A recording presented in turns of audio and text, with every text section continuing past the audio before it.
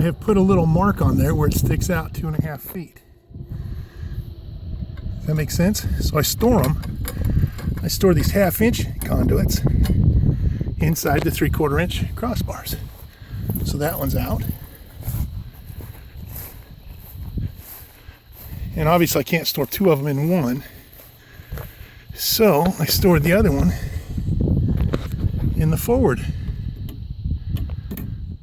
Sorry, it's incredibly bright, which makes it hard to see the...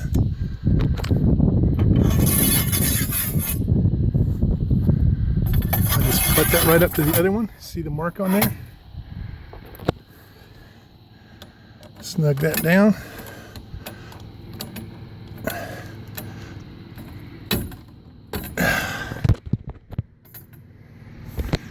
All right. So what I'm finished with